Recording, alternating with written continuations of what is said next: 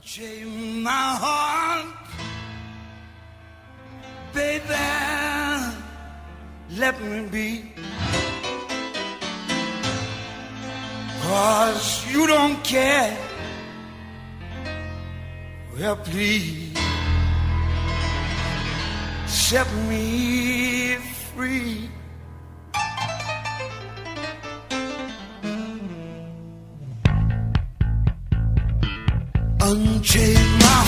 Bienvenidos otra vez más a La Voz de Comisiones Obreras, un programa de la sección sindical autonómica de Comisiones Obreras de la ONCE de Cataluña. Un programa donde se tratan temas de interés para los trabajadores y trabajadoras de la ONCE, con la presencia de responsables sindicales. Trataremos la nota 13 de marzo de 2014 de la Delegación Territorial de Cataluña, la incidencia en los cupones del Día del Padre, 19 de marzo, distintas posibilidades de jubilación anticipada, una breve pausa y la actuación de los gestores comerciales de la ONCE en la DAP de Tarragona. Y acabaremos La Voz de Comisiones Obreras con las movilizaciones sociales previstas por Comisiones Obreras.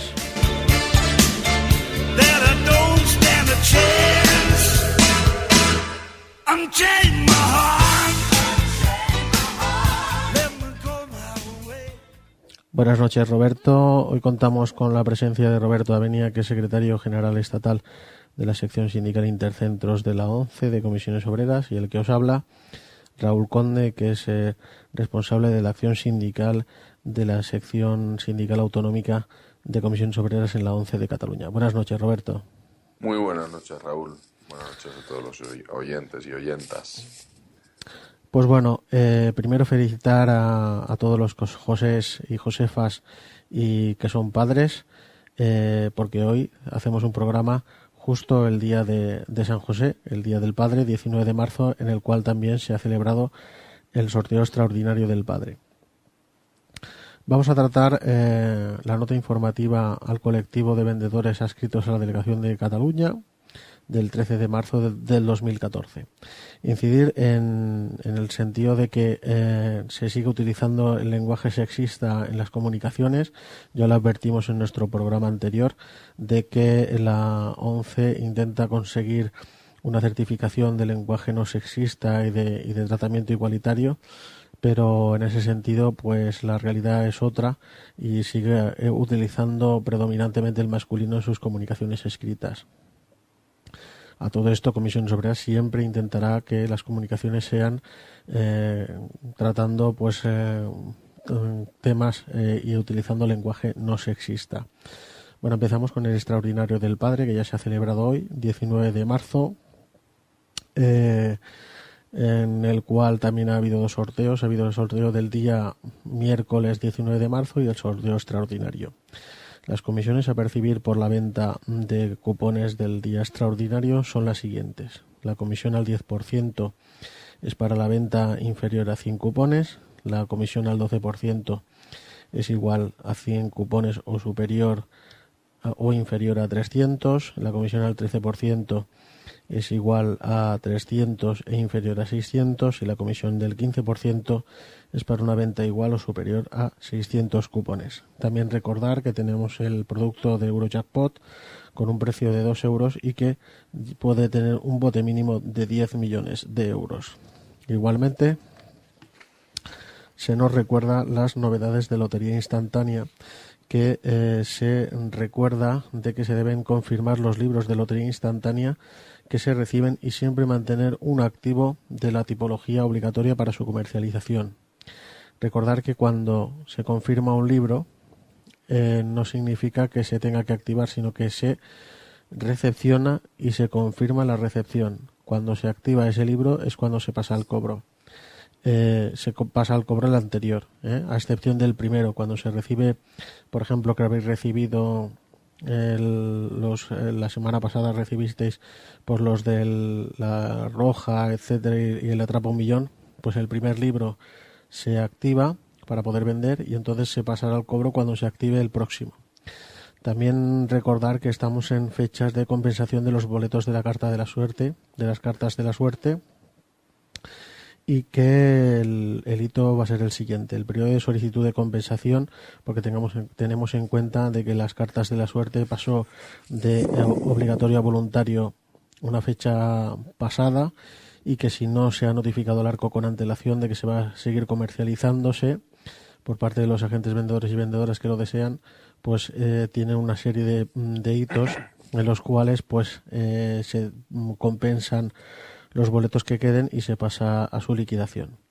El periodo de solicitud de compensación de los boletos de las cartas de la suerte son del 6 de marzo al 31 de marzo de 2014 y se pasará a la fecha de liquidación de todo este producto el día 1 de abril. También recordar que el Rasca de Campeones está en periodo de solicitud de compensación de boletos del Rasca de Campeones hasta el 17 de marzo, siendo el 18 de marzo la fecha de su liquidación. Igualmente para lo que hemos comentado antes de lo que son las cartas de la suerte. Después tenemos el Atrapa un Millón, que se aconseja de que se aproveche la telepromoción que se realiza desde el programa televisivo con el mismo nombre. Después el Gana con la Roja, que también pues se debe publicitar su comercialización por el acuerdo que ha habido con la Federación Española de Fútbol, y que pues que se ponga en un lugar privilegiado este Rasca, porque tiene lo que son los jugadores de la selección española en un formato pues grande, ¿no? de lo que es el Rasca de Gana con la Roja. Después tenemos el sorteo extraordinario del Día de la Madre, en cual pues el día, en el paquete que se reiterará esta semana, es decir, mañana jueves día 20 de marzo, se darán los cupones referentes al Extra de la Madre, que se empezará a comercializar desde el 20 de marzo hasta el sorteo, que será el 4 de mayo.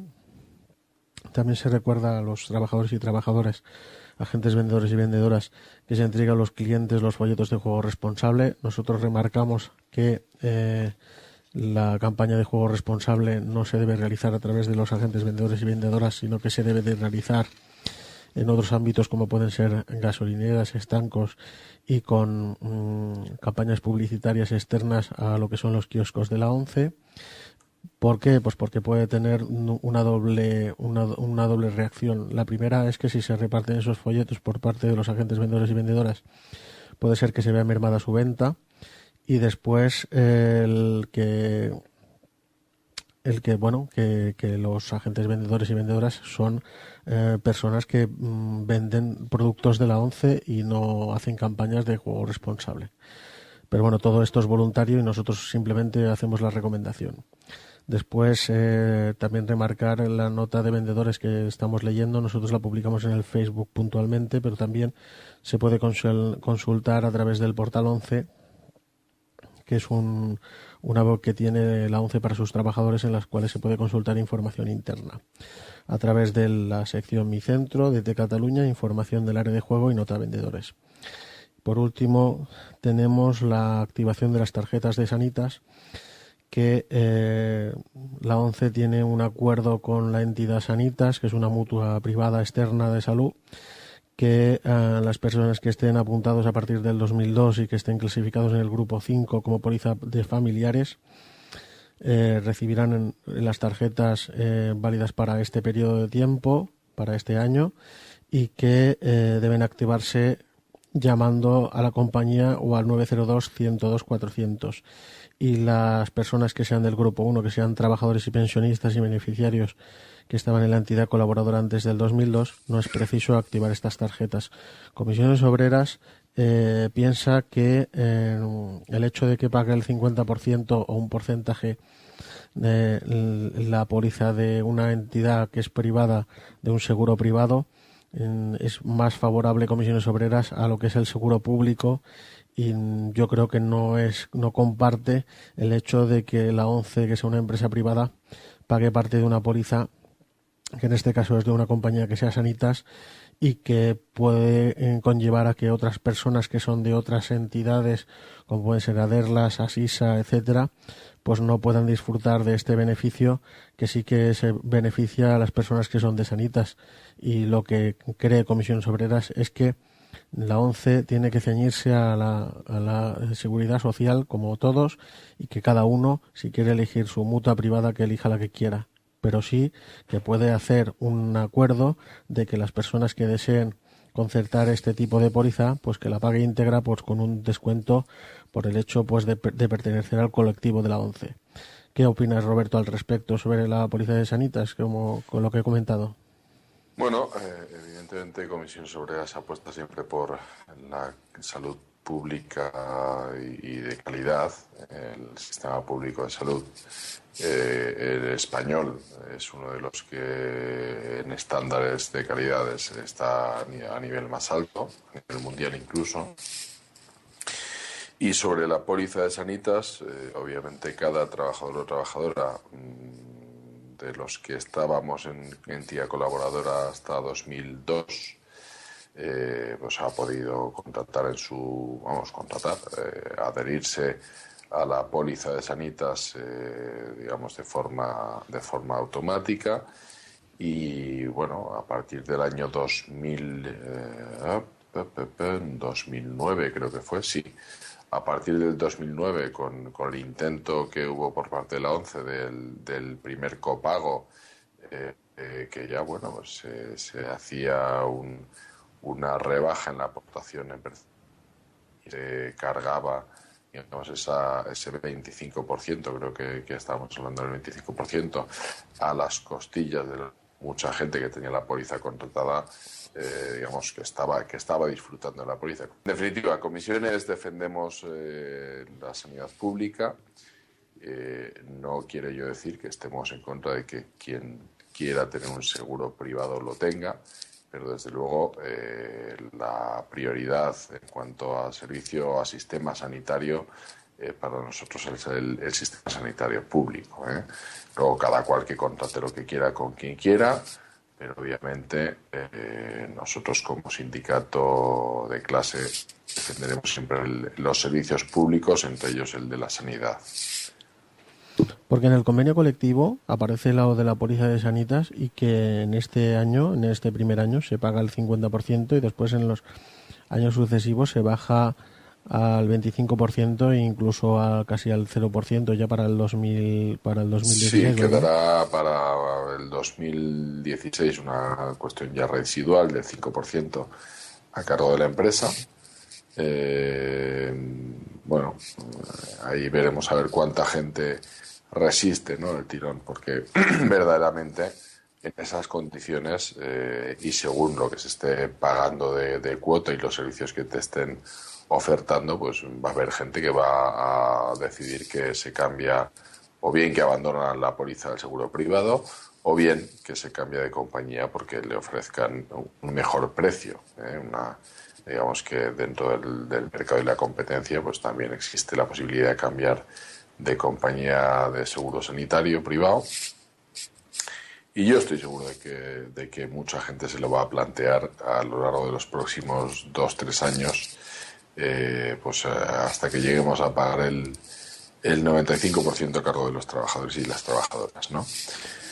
Bueno, No obstante, informar también que las personas que se hayan salido de este acuerdo de póliza de Sanitas entre ONCE y Sanitas, que en ese caso se llama Sanitas Multi ONCE, se pueden volver a reenganchar, en el sentido de que van directamente a Sanitas y le dicen que trabaja en la ONCE, y ellos le ofrecen el mismo producto pero pagando la póliza íntegra. Eso sí que nosotros tenemos conocimiento de ello, porque hay trabajadores que por motivos X se han dado de baja de la póliza de Sanitas, que se le cobraba a través de nómina a través de la ONCE, y que luego pues han decidido incorporarse otra vez a esta póliza, pero a través de la empresa, de la compañía Sanitas, y están pagando íntegramente la póliza de Sanitas Multi ONCE. Bueno, la póliza de Sanitas no se ha cobrado, que yo sepa, igual me equivoco, pero que yo sepa no se ha cobrado nunca a través de nómina. se ha siempre hecho el pago desde que hay copago, se ha hecho mediante domiciliación bancaria en la misma cuenta normalmente donde se tiene la nómina, que es la cuenta de referencia para la ONCE, y que le está haciendo, digamos, esa tarea de administración a Sanitas, ¿no? Digamos que le transfirió, porque a nosotros, al trabajador no se le preguntó en ningún momento, yo no recuerdo que se le preguntase a los trabajadores un número de cuenta para hacerles el cargo de la parte que les correspondía pagar de póliza. Simplemente llegó un mes y digo, bueno, señores, a partir de este momento se les va a pasar. ¿Y dónde se ha pasado? A ver, que tenemos problemas con tu micro. Parece como que se está, no sé, tenemos problemas con mi micro. Tocando un trapo o algo, rozas algo con los brazos en el micro. Ah, sí, es posible. ¿Mejor ahora? Sí, correcto. Gracias, Roberto. Nada, disculparme. Entonces, no, básicamente lo que estaba diciendo, que la póliza de Sanitas al final, pues lógicamente se pasa a través del banco, a través de la cuenta, la domiciliación donde cada uno tiene la nómina. Y obviamente pues ese es el sistema que se ha utilizado. No se ha hecho el pago nunca directo a través de nóminas, sino a través de la cuenta donde se ingresan las nóminas de los trabajadores y las trabajadoras, claro. Muy bien, pues pasamos al siguiente punto, que es que, como ya informábamos en La Voz de Comisiones Obreras de ediciones anteriores, a la hora de emitir los cupones del 19 de marzo, del Día del Extra del Padre, sobre todo los cupones impresos por TPV, pues había una errata que es en el logotipo y que hacía referencia al sorteo extraordinario del Año Nuevo. Entonces ha hecho un comunicado la ONCE en su página web, en juegos11.es, y también se hace con La Vanguardia, de que informan de la errata realizada y de que los cupones comprados con esa errata serán completamente válidos para el sorteo extraordinario del Día del Padre, y si son agraciados pues serán completamente válidos para poder reclamar ese premio. Recordar también que el número que ha salido del extraordinario del Padre es el 58.392 con la serie 088. También, y por último, en relación a lo del Día del Padre, hacíamos referencia en programas anteriores de La Voz de Comisiones Obreras que estas erratas se habían detectado pues agentes vendedores y vendedoras que se habían levantado a las 4 de la mañana para poder extraer cupones de TPV para su posterior venta, y que claro, con el riesgo de lo que ello conlleva, que es primero no poder devolver esos números, porque si se realiza una posterior venta con TPV no se puede anular las ventas anteriores, sino que es la última que se ha realizado a través de llamadas al arco para poder anular ese asiento en el TPV. Y también pues porque a esa hora, a las 4 de la mañana, no hay atención del arco, sino que ellos tienen un horario de atención que concorda más con la realidad, y no pues con el hecho de estar a las 4 de la mañana disponibles para poder tener esa errata.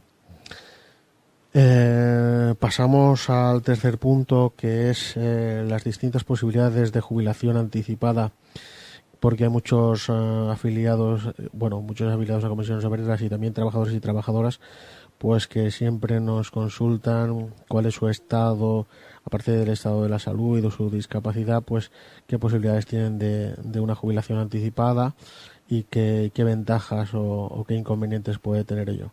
Explícanos, Roberto, los procedimientos de la jubilación anticipada.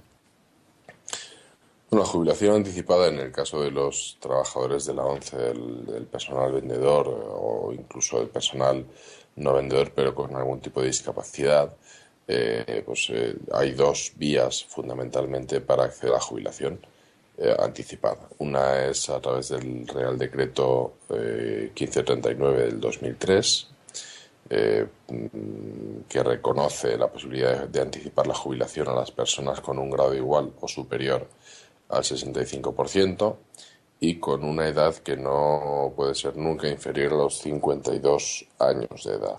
Se exige el requisito de haber cubierto los 15 años de cotización, el periodo de carencia genérico, y bueno, y a partir de ese momento, y reuniendo los requisitos de discapacidad y periodo de cotizado, ya se pueden empezar a echar cuentas, ¿no? Suele coincidir el hecho causante, el cumplir los 52 años, con, bueno, pues que en el caso de los ciegos totales, gente que lleve mucho tiempo trabajando, se le reconoce un coeficiente reductor del 0,50 por el hecho de ser ciegos totales o de tener reconocida una discapacidad con un 75% con necesidad de ayuda de tercera persona. Pero en el caso de las personas que son afiliadas a la ONCE, sí, se emite un certificado a través de la empresa ONCE, ¿no? Para certificar que todos esos años que ha estado trabajando ha sido con ese nivel de discapacidad, ¿no? Sí, vamos a ver. Lo que la ONCE como institución, no como empresa, emite, porque esto lo emite el Consejo General de la ONCE a través de su secretario general, es un certificado que acredita que el trabajador o trabajadora, persona afiliada a la entidad, porque este solo se expide a las personas afiliadas, reúne el requisito de que es ciego total, en cuyo caso se le aplica un coeficiente reductor de 0,5, es decir, por cada 2 años de trabajo, 1 año de bonificación, a sumar a la edad real, y también se le puede declarar que es deficiente visual severo, en cuyo caso el coeficiente reductor es la mitad, es el 0,25, con lo cual 4 años de trabajo, 1 año de bonificación. El Real Decreto reconoce de forma genérica el 0,25 para todos aquellos supuestos en que se supere el 65% no se tenga reconocido el derecho de necesidad de ayuda de tercera persona. En el caso de las discapacidades distintas a la visual, porque lo de la certificación de la ONCE es una cosa muy, muy concreta, en el resto de supuestos, lo que se tiene en cuenta es el certificado de discapacidad, el momento en que se emite, y si ese momento ha coincidido o no con la prestación de trabajo, con la cotización a Seguridad Social en alguno de los regímenes que dan derecho. Da derecho a la jubilación anticipada para las personas con discapacidad, tanto el régimen general como el régimen especial agrario, como el régimen de trabajadores por cuenta propia o autónomos. Es decir, cualquier persona con discapacidad que haya estado cotizando y que reúne el requisito del 65% y los 15 años, prácticamente en casi cualquier régimen, digamos que tendrá derecho a acceder a la jubilación anticipada en aplicación del 1539-2003, perdón. La otra vía para poderse jubilar es el Real Decreto 1851, este sí es el del 2009, y que reconoce la posibilidad de jubilarse a personas con un grado de discapacidad igual o superior, igual o superior, sí, al 45% e inferior al 65%, porque al 65% ya se aplica el 1539, y que tengan además una serie, que la patología que tengan reconocida con el grado de discapacidad esté dentro de las que están tasadas en el Real Decreto, en el 1851, como digo, comúnmente conocido en nuestro entorno, en nuestro ámbito, como el Real Decreto de la polio, porque digamos que un número muy importante de trabajadores y trabajadoras de los que acceden a la jubilación a través de este Real Decreto, pues lo hacen por tener síndrome postpolio reconocido en los certificados de discapacidad o secuelas de poliomielitis. ¿Qué puede ocurrir en estos casos? Porque son supuestos en los cuales, pues oye, uno puede tener, además de la polio, algún otro tipo de patología y que la polio le dé derecho a un grado X de discapacidad inferior al 45, a lo que se suma quizás otro grado Y con otro porcentaje que le va a incrementar y otro porcentaje Z con los factores sociales. Entonces, la Seguridad Social ha estado planteando, aunque ahora ya parece que ha dejado de hacerlo, ha estado planteando en algunos casos que que el 45% se tenía que referir exclusivamente al tema, a la patología concreta del síndrome pospolio o digamos, de la patología reconocida dentro de la lista tasada, y que si no se alcanzaba como mínimo por la patología ese grado de discapacidad, no se tenía derecho a acceder a la jubilación a través de esta jubilación anticipada para personas con discapacidad superior al 45%.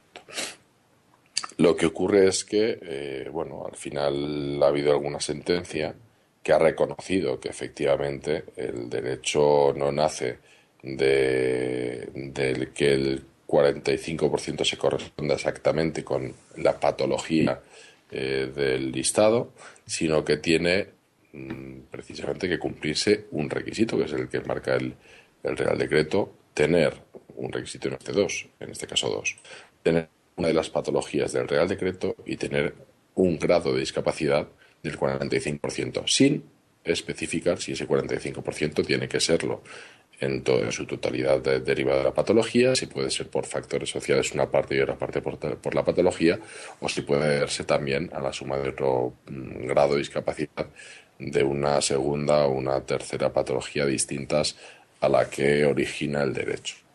Esto es importante. Esto es importante porque puede haber personas digamos, que reúnan el requisito de haber estado cotizando 15 años con alguna de las patologías y que, pues por C o por B, pues no reúnen ese 45% de la discapacidad con la patología concreta. Pero si sumamos a esos factores y le sumamos a eso la posibilidad de que haya un grado adicional por otra patología distinta, se alcanza el 45 o incluso se supera, esto ya da derecho. Ya da derecho a jubilarse por el Real Decreto 1851 del 2009. Sobre todo los compañeros y compañeras que sufren el síndrome pospolio, pues lo agradecerán porque, claro, no olvidemos que la enfermedad esta es una enfermedad degenerativa de lo que son las conexiones, ahora no sé cómo se llama, de las conexiones nerviosas de los músculos con el hueso, y entonces lo que hace es que estas personas cada vez tengan más dificultad para poder mover los miembros Claro, motores. Es lógicamente una enfermedad de carácter degenerativo, con lo cual, con el paso del tiempo, hay que entender que el grado de discapacidad va a ir incrementándose. ¿Qué ocurre? Que en muchos casos la gente, las personas que tienen reconocida esta discapacidad por esta enfermedad, no han hecho una recalificación, no han solicitado una nueva valoración del grado de discapacidad porque entendían que, con el 33% ya podían trabajar y tenían derecho al tema de exenciones fiscales, etcétera, etcétera, y no calibraban o no comprendían que esto podría tener repercusiones a futuro. Permíteme una pregunta, Roberto.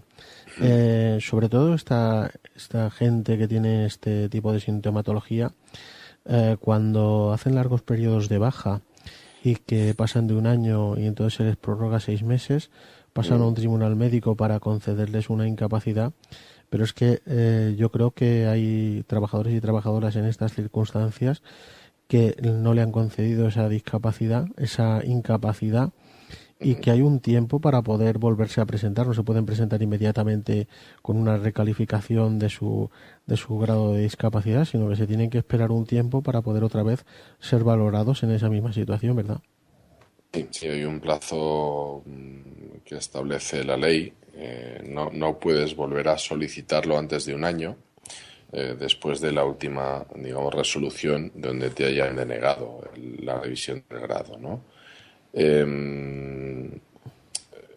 Vamos a ver, aquí hay que distinguir dos cuestiones. Por un lado está el tema de la discapacidad, del grado de discapacidad, que está vinculado obviamente a las consejerías de servicios sociales. Esto es una competencia autonómica que deriva del antiguo inserso y que recala en las distintas administraciones autonómicas, en las consejerías de servicios sociales, institutos de las comunidades autónomas de servicios sociales. Y por otro lado está el grado el reconocimiento de la incapacidad laboral, que puede ser en distintos grados, y que es una cosa que no tiene nada que ver, o muy poco que ver, con el grado de discapacidad. La jubilación anticipada sí tiene en cuenta el grado de discapacidad, pero la incapacidad laboral no está vinculada ni a la jubilación anticipada ni al grado de discapacidad. Son dos cosas completamente diferenciadas, ¿vale? Entonces, cuando tú haces una revisión, en el caso de la incapacidad permanente, que es lo que estabas comentando tú pides, coges una baja o te dan una baja de larga duración, superas el plazo de los 12 meses y o bien te prorrogan o bien te hacen una propuesta de incorporación o bien te hacen una propuesta de incapacidad. Si la propuesta de incapacidad al final no prospera, tú no vas a tener un plazo para volver a solicitar nuevamente una incapacidad. El único plazo que te marca la ley son 6 meses en los cuales tú no puedes volver a coger la baja por la misma o similar patología, ¿vale? Pero transcurridos 6 meses, digamos que el contador se pone a cero y volvemos a empezar. Y podemos estar otro año, y podemos estar otra prórroga, y podemos incluso optar nuevamente a una incapacidad permanente en el grado correspondiente. Donde sí que te limitan la posibilidad de volver a solicitar un reconocimiento al año es en el grado de discapacidad. En el grado de discapacidad sí que está, digamos, tasado que si tú haces una revisión del grado y no te reconocen una mejora y te dejan como estás, tú no puedes volver a solicitarla hasta transcurrido un año desde este momento. ¿Vale? Pues es importante. Son dos cosas que la incapacidad y la discapacidad... Sí, hay que diferenciar las dos cosas, pero también hay que tener en cuenta los plazos. Sí, claro, obviamente. Y sin embargo, sí tiene que ver a la hora, por ejemplo, de la jubilación, el grado de discapacidad sí que tiene una relación muy directa, como hemos dicho. La discapacidad es otra vía completamente ajena, completamente ajena. Bueno, pues recordamos a los trabajadores y trabajadoras que si quieren informarse más a fondo sobre este tema y los que tratamos aquí en la voz de Comisiones Obreras pueden dirigirse pues a las secciones sindicales de su centro y si no la hay pues en la más próxima. Hacemos una pausa, pero antes decimos los datos de contacto para la voz de Comisiones Obreras. Tenemos el Facebook con CCO 11 letras Cataluña NYA, tenemos el Twitter CCO 11 letras CAT y después tenemos el correo electrónico CCO 11 letras Cataluña NYA@gmail.com y dar las gracias a todos los seguidores y seguidoras que ven nuestros vídeos en YouTube y que nos apoyan a través de Twitter y a través de Facebook. Bueno, comenzamos nuestro segundo bloque de la voz de Comisiones Obreras. Tenemos un punto a tratar bastante interesante que es debido a la actuación de los gestores comerciales, y es que los gestores comerciales y gestoras comerciales, cuando se aproxima sobre todo un sorteo extraordinario, hacen una serie de sondeos semanales de los cupones que tienen vendidos o que les quedan a los agentes vendedores y vendedoras. Eso está bien, pero lo curioso es que de golpe y porrazo pues aparece el gestor comercial, te pide 100 números, se los lleva, pero no deja ninguna justificación de que se ha llevado esos 100 números o el número determinado de cupones. Entonces, eso puede conllevar dos problemas. El primero es el que la persona a la cual se le han llevado los cupones no tiene ningún registro por escrito de que le han sido extraídos esos 100 números, por poner un ejemplo, y si esos cupones no se venden, pues no tiene forma de poder devolverlos, con lo cual se le pasará al cobro en la próxima liquidación.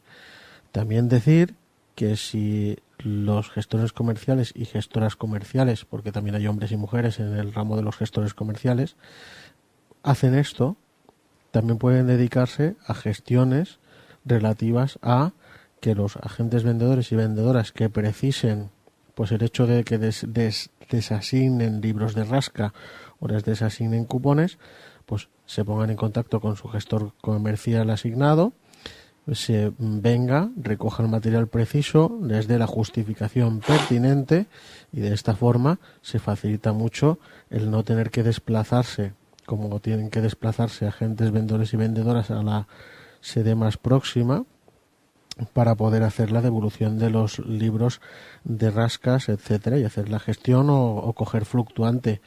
¿Qué te parece esta actuación, Roberto? Bueno, pues, ¿qué te puedo decir? Evidentemente, cualquier vendedor o vendedora que tenga que tenga que cumplir una instrucción de su superior, que puede ser el gestor comercial, de que se le haga entrega, en este caso, de un número determinado de cupones o de producto de lotería instantánea, eso tiene que ir siempre, y por una cuestión evidente de seguridad jurídica para el trabajador, siempre, en todo caso, acompañado del correspondiente recibo. Tenemos que tener en cuenta que este sí que es un mensaje que debe de entender clarísimamente todo el personal vendedor, que los productos que nos entrega la ONCE son responsabilidad de cada uno, y que a nosotros se nos entregan unos productos tasados, ya contabilizados, y que en un momento determinado, si nosotros nos deshacemos de una parte de ese producto porque se le entrega a un gestor comercial por cualquier motivo, obviamente de eso tiene que quedar algún registro, porque si no, la ONCE perfectamente, si no tiene constancia de que se ha producido esa transacción, esa entrega, la ONCE podrá perfectamente reclamar el pago de esos cupones, y los cupones no están ya en poder del vendedor o de la vendedora. Por lo tanto, por una cuestión razonable de seguridad jurídica para el personal vendedor, siempre se debe exigir al gestor o la gestora comercial, o a quien nos requiera, porque ya puede ser un jefe de centro, un responsable del departamento de juego, un responsable de una agencia, siempre se le debe exigir que a cambio de la entrega del producto se le entregue un recibo con el correspondiente, la correspondiente, digamos, que quede reflejado en ese recibo. Porque si llegado el caso se niegan a darle ese tipo de justificación, el trabajador o trabajadora se puede negar a darle ese producto. Perfectamente, y además está plenamente, digamos, respaldado por la legalidad vigente. Vamos, no se me ocurre una razón por la cual un trabajador deba entregar sin recibo a cambio ningún tipo de producto al gestor o a quien se lo pida, que se pueda considerar un superior. Si esos números se le asignan, por ejemplo, a otra persona sin ese registro pertinente por parte de que esos cupones se asignan al almacén, y de almacén, hablo contablemente, ¿vale?, de movimiento de material, sí. Y luego esos números se asignan a otra persona. Si eso no se realiza, la persona que recibe esos números, si no los vende, no los puede devolver por TPV porque no están asignados a ella, ¿verdad? Bueno, en principio no los va a poder devolver, pero si no hay una asignación como tal, si no hay una previa desasignación al vendedor o vendedora que tenía en su tope esos productos, esos cupones, si no hay una previa desasignación, no puede haber una asignación posterior. Por lo tanto, es que no le van a computar esos cupones en ninguno de los casos. A efectos de devolución tampoco. También hay una práctica... Por lo tanto, siempre tiene que haber, y en todo caso una desasignación previa, una justificación mediante el correspondiente recibo al trabajador, y ya una vez que se haya cubierto ese requisito, la empresa es muy libre de hacer con el producto lo que más le convenga. También hay una práctica muy curiosa, y es que, a ver, normalmente cuando un agente vendedor o vendedora quiere administrarse los libros de rasca, lo que hace es llamar al arco, y a través del arco se gestiona que en la entrega del tope de cada jueves pues le vienen sus libros de rasca. Pero ¿qué pasa? Primer problema que pueda haber en este sentido, ¿vale? Cuando los trabajadores y trabajadoras reciben el tope, hay un papel, el único papel que hay es el que hace referencia al inventario de los números en papel que vienen en ese paquete, y después los libros de rasca que vienen no vienen reflejados en ningún papel como para poder decir que yo he recibido este libro en tal día o tal fecha. Que eso ya en la voz de comisiones obreras del programa anterior ya lo discutimos en la normativa de la función de los agentes vendedores y vendedoras. Esto se intentará corregir. Yo creo que Comisiones Obreras intentará y siempre recalcará esto para hacer un seguimiento exacto de sobre todo los libros de rasca, pero es que hay una costumbre muy curiosa, que es que te llama el gestor comercial y te dice: te voy a llevar 2 libros de rascas. Claro, te puedes encontrar en la tesitura de que yo, ahora me pongo el ejemplo, yo no los he pedido, porque yo me administro mi trabajo y a través del arco pues yo pido más o pido menos. Pero es que se ve que le sale una alarma a los gestores comerciales del material que yo tengo, y automáticamente cuando ven que me estoy quedando con uno o con lo que sea, se desactiva la alarma y automáticamente me traen libros, pero yo no se los he pedido. Entonces hay que tener un control sobre eso. ¿Por qué? Pues porque si por error se activan esos libros, o por error a mí me han asignado esos libros y yo no los he recepcionado, claro, porque la justificación de que esos libros se me asignan a mí es: tú me los entregas y yo los recepciono. Sí. Otra cosa es confirmarlos. Confirmarlos es que yo ya los he recepcionado y lo voy a confirmar, y después a activar cuando yo ya haya vendido el anterior. Pero realmente la confirmación y la recepción son el mismo proceso. Digamos, dejar constancia mediante la operativa en el TPV de que yo he recibido y tengo en mi poder, aunque no lo haya activado, tengo en mi poder ese producto. Entonces sería recomendable que cuando el gestor o gestora comercial les trajesen los libros de rasca que supuestamente el trabajador no ha solicitado, que aparte de traerles lo que es el producto, también les traigan una hoja donde se consigne el inventario de los libros de rascas que se le entregan, pero también el historial de los libros de rascas que poseen y los libros de rascas que son activados. Yo soy, fiel defensor de que el trabajador, el vendedor y la vendedora de cupón tienen que llevar un control lo más dentro de la dificultad, porque hay que reconocer que hay una enorme dificultad, pero se tiene que procurar llevar un control lo más riguroso posible, por el propio interés del trabajador, o de la trabajadora, por el propio interés. Entonces, la referencia que haces tú al listado de los libros que tiene en su poder en cada momento el trabajador, pues lógicamente ese listado basta con que el trabajador o trabajadora se dirija a la ONCE y solicite que se le facilite. Y tiene obligación la empresa de facilitarlo. Pero el hecho de que el gestor comercial actúe de esa forma... A través de Portal 11, ahora se ha habilitado la posibilidad de tener controlado el estocaje de libros de lotería instantánea que se tiene, digamos, en el domicilio o donde se quiera almacenar, ¿no?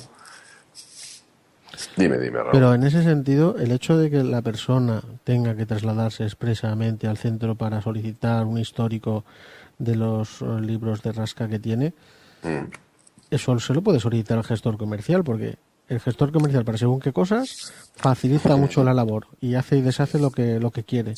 Pero para según qué cosas, tiene que hacerlo el trabajador, tiene que desplazarse. No, el trabajador lo que puede hacer es decirle: oye, gestor comercial, que para eso se llama gestor comercial, que gestiona el comercio. Necesito que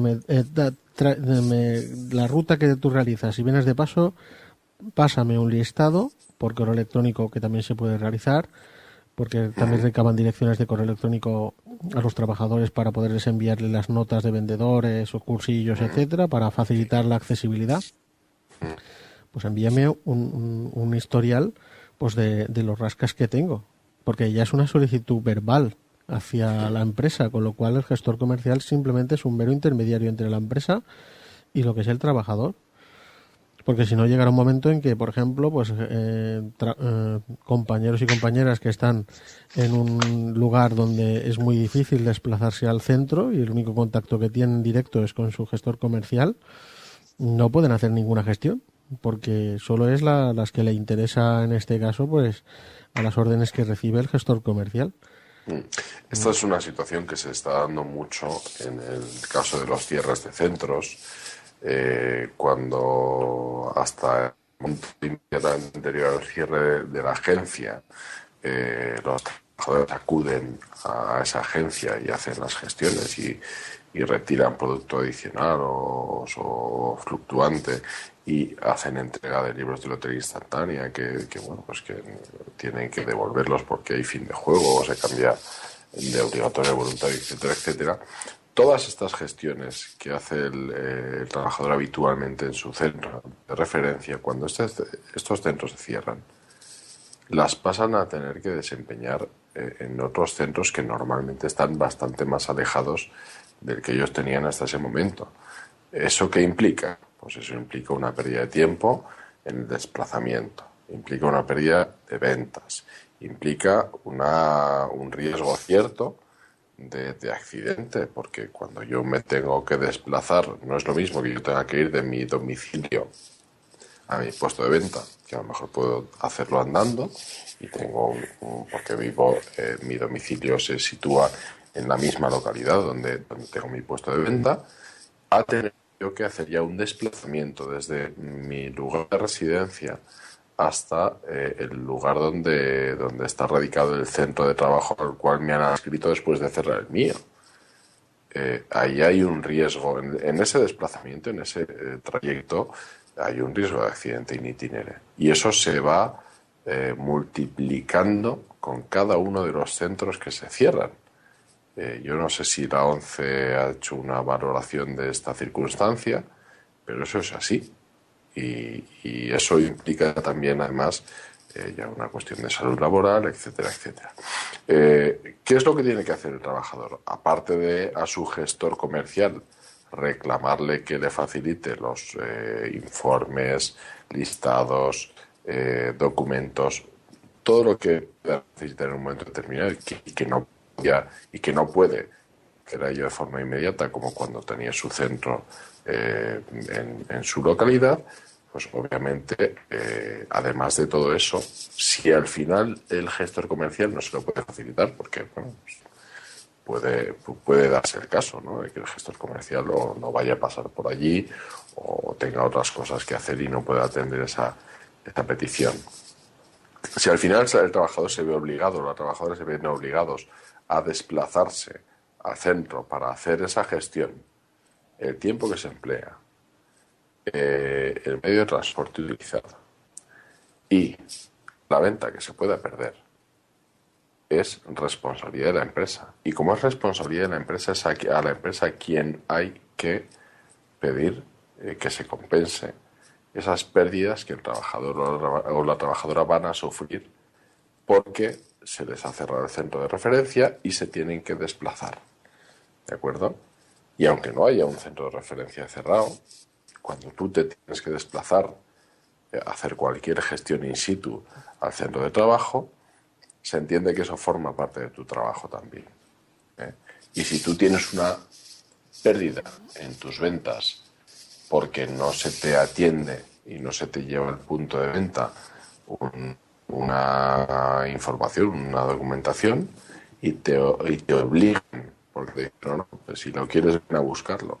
No, pues ven a buscarlo implica ven a buscarlo dentro del horario de apertura del centro, que normalmente es de mañana y coincide con el horario de venta del trabajador o la trabajadora, y por lo tanto hay una pérdida evidente en tiempo y en dinero en las ventas. Si no recuerdo mal...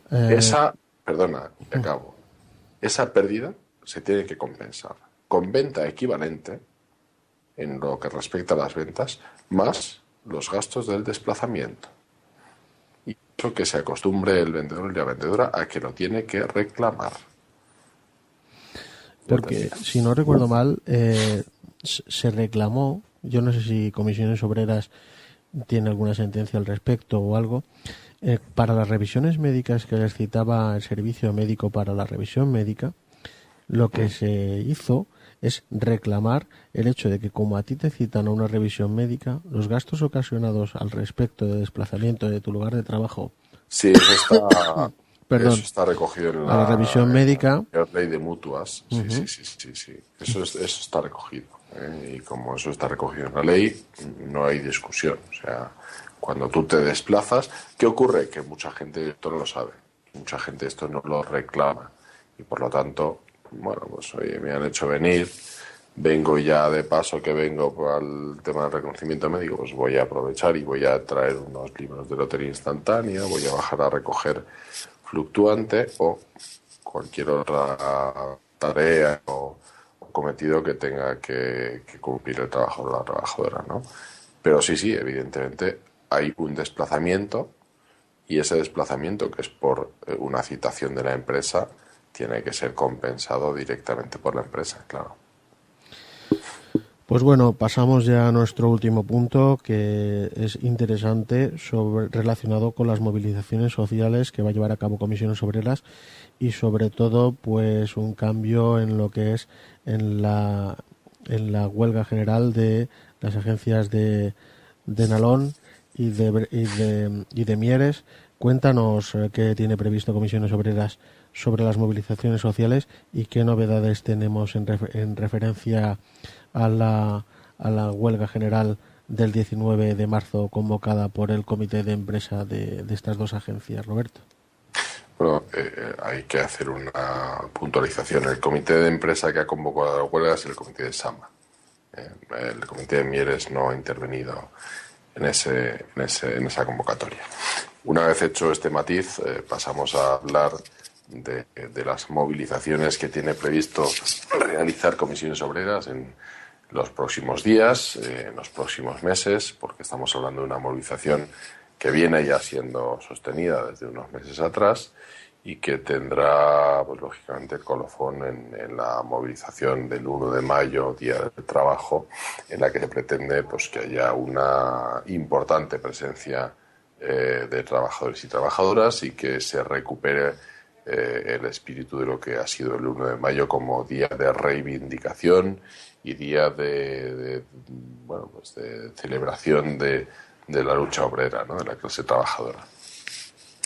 Lo más inmediato que tenemos ahora mismo son movilizaciones para los días 21 y 22 de marzo en relación a la red de aguas, para que la red de aguas siga siendo un servicio público, que hay una clara intencionalidad de privatizar los ciclos integrales del agua en muchos sitios. En muchos ya se ha hecho, ya se ha privatizado, en muchos otros se pretende privatizar y nosotros desde Comisiones estamos siempre peleando porque eso no sea así. El servicio de abastecimiento de agua es un servicio público y tiene que seguir siéndolo, gestionado por las administraciones públicas, ¿no? Pero esto se engloba en la campaña de Es Público, Sálvalo, ¿no?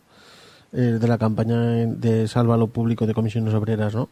Sí, es una campaña que abarca todo lo que es servicio público. La Federación de Servicios a la Ciudadanía engloba un buen número yo prácticamente diría que todo el elenco de sectores y de secciones sindicales que están encuadradas en la Federación de Servicios a la Ciudadanía, pues son de ámbito de servicio público y por tanto, es una campaña muy sobre la que la FSC estamos muy concienciados. Realmente, la movilización más inmediata es esta, que te digo, el 21, el 22 está la marcha de la dignidad, que confluirán varias marchas que han salido de distintos puntos de España, bueno, pues en Madrid, y ya pasamos a la movilización del día 3 de abril, que es una movilización a nivel europeo, convocada por la Confederación Europea de Sindicatos, bueno, donde Ignacio Fernández Toxo es, además de secretario general de la Confederación Sindical de Comisiones Obreras, es el presidente de la CES y, por lo tanto, el máximo responsable de los sindicatos a nivel europeo. De los sindicatos, aclaro, de los sindicatos que están integrados en la CES, que son los grandes sindicatos, por lo menos a nivel español, desde luego. También tenemos, bueno, dentro de esa campaña, esa movilización del día 3 de marzo convocada por la CES, nos integramos desde la FSC a través de la campaña en defensa de lo público, porque la CES lo que propone el día 3 de abril, he dicho antes marzo, perdón, el día 3 de abril lo que propone es bueno, pues, denunciar y promover que las políticas de austeridad que está llevando a cabo la Unión Europea se tienen que tornar en políticas de inversión pública para alcanzar bueno, pues una mejora en los servicios públicos, para que eso conlleve también, derivado de la inversión pública, lleve aparejado una mejora en cuanto a las expectativas de crecimiento del empleo y, lógicamente, se anime el consumo porque haya más rentas, digamos, a disposición de los trabajadores y las trabajadoras, se anime el consumo y haya un auténtico crecimiento económico basado en ese, digamos, incremento del consumo. Desde luego, lo que no se puede pretender es que haya crecimiento económico cuando las rentas de los trabajadores están cayendo a unos niveles que históricamente son muy difícilmente equiparables pues a lo que teníamos hace 10, 12, 15 años, donde bueno, pues, la situación era muy distinta a la que tenemos en este momento. Y que los sueldos van cada vez a menos y los precios van cada vez a más. Sí, efectivamente. La desgracia es esa, que el IPC, que parecía que bueno, pues estaba conteniendo, en los últimos tiempos está teniendo un comportamiento alcista, y eso no va acompañado de un crecimiento de los salarios, sino más bien al contrario. Los salarios están retrocediendo en cuanto a su nivel adquisitivo, bueno, pues por aplicación directa de lo que decíamos, de las políticas de austeridad que mandata la Unión Europea y, más concretamente, la señora canciller alemana Angela Merkel. Y eso repercute directamente, bueno, pues en que el consumo cae, en que se compran menos viviendas, se compran menos coches, el mercado se hunde y corremos riesgo evidente de pasar de una inflación a una situación de deflación. La desaceleración económica de la que hablaba Zapatero hace mucho tiempo que dejó de ser tal, y estamos en una recesión, bueno, galopante. Bueno, la CES lo que propone con la movilización del 3 de abril, retomo para no dispersarnos. Pero el lo 3 que de abril es y el 6 de abril me parece que es en Cataluña, ¿verdad? El 6 de abril es en Cataluña, efectivamente. No tenemos que olvidar que hay una bueno, pues hay una distinción en cuanto a la celebración de la jornada a nivel europeo y luego la que se hace en Cataluña, pues por decisión, lógicamente, de los órganos de dirección de la FSC de Cataluña, que tienen libertad para tomar esa decisión, y que supongo y estoy seguro además de que lo han hecho con buen criterio. Políticas europeas, políticas de austeridad que deben de tornarse en políticas de inversión pública, crecimiento económico, etcétera, etcétera. Nosotros, la SSI de Comisiones de la ONCE, vamos a participar en las movilizaciones del día 3 de abril, que son deslocalizadas, son descentralizadas, se hacen en cada una de las ciudades importantes de este país, y, lógicamente, nosotros allí vamos a acudir porque se pidió por parte de la Confederación que se pueden hacer, digamos, visibilización de los conflictos que tenemos en este momento, y nosotros, que tenemos conflictos a nivel estatal de una cierta entidad, hemos creído conveniente ponerlos de manifiesto. Para ello vamos a llevar un peto, los trabajadores afiliados de comisiones en la ONCE, un peto donde hacemos dos reivindicaciones básicas. Dentro de la campaña de defensa de lo público entendemos que la ONCE hace una prestación de un servicio público por delegación directa y expresa del Gobierno de España, y la ONCE está incurriendo en unas actuaciones que pudieran infringir lo que viene siendo su sentido, su carácter social, ¿no? Porque estamos hablando de que la ONCE tiene como obligación el mantenimiento, la integración sociolaboral de las personas afiliadas a la entidad, pero también de las personas con discapacidad que trabajan en la ONCE. También es tarea de la entidad el que estas personas tengan una estabilidad económica y una estabilidad en el empleo, y nosotros vamos a llevar en el peto que nos distinguirá de todos los demás, llevamos dos reivindicaciones. En defensa del empleo estable para todo el personal, para los tres grupos profesionales que tenemos en la ONCE, y una segunda reivindicación en contra de los cierres de centros. Llevamos, como ya hemos comentado en alguna ocasión, más de 150 centros cerrados en los últimos años. Llevamos aproximadamente 18 centros cerrados. Exactamente 18 centros cerrados entre 2013 y lo que llevamos de 2014.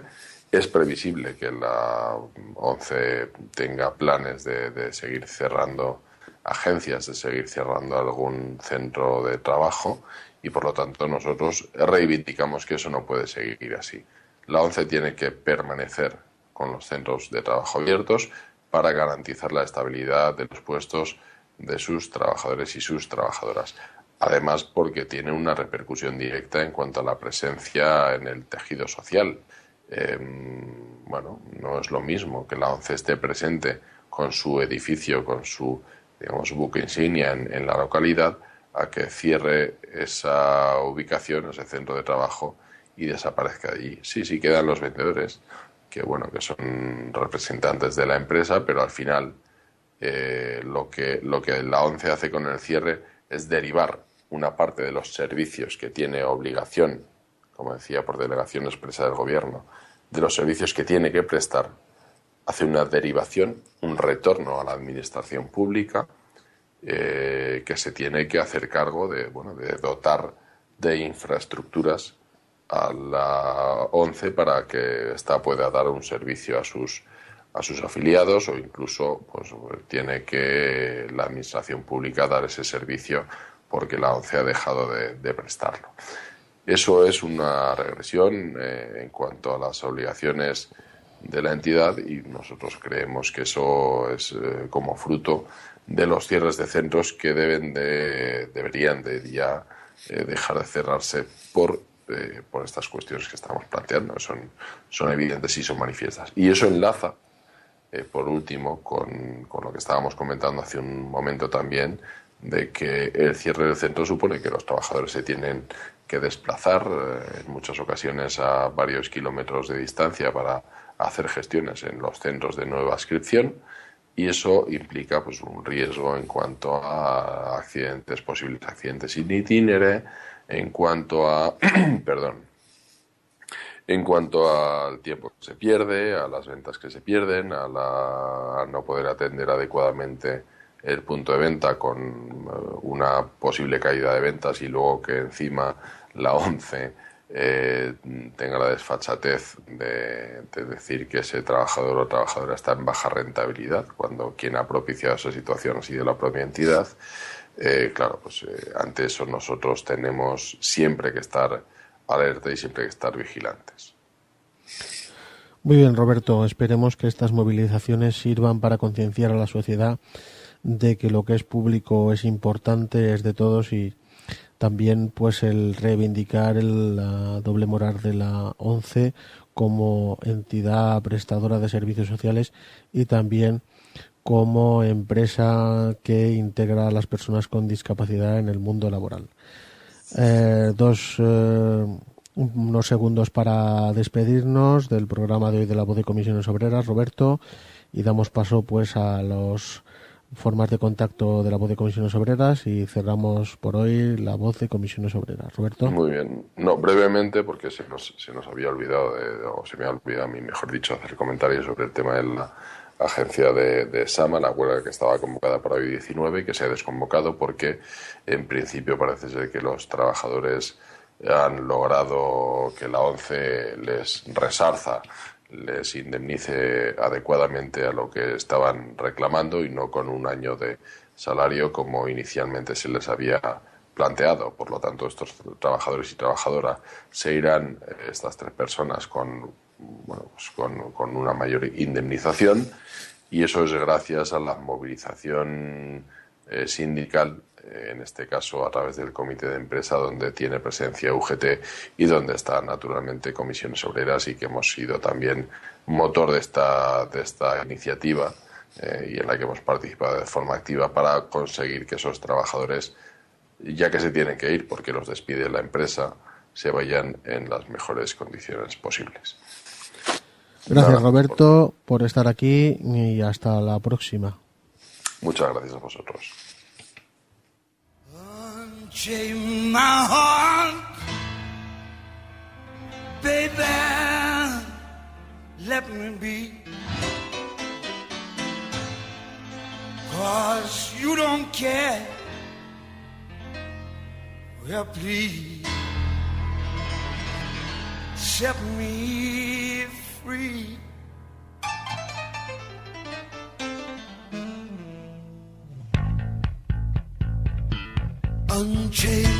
Esperamos que haya sido la información tratada en La Voz de Comisiones Obreras de vuestro agrado y de vuestro interés. Decidnos lo que queráis a través de Facebook, CDOO 11 en letras Cataluña NYA, a través de Twitter, CCO 11 en letras CAT, a través de nuestro correo electrónico cco 11 en letras Cataluña NYA @gmail.com, preguntando por vuestra sección sindical de Comisiones Obreras de vuestro centro de trabajo. Y si no la hay, preguntar por la más próxima. Y recuerda, con tu apoyo más Comisiones Obreras, sumamos. Ganas tú y ganamos todos. Y tu programa, La Voz de Comisiones Obreras.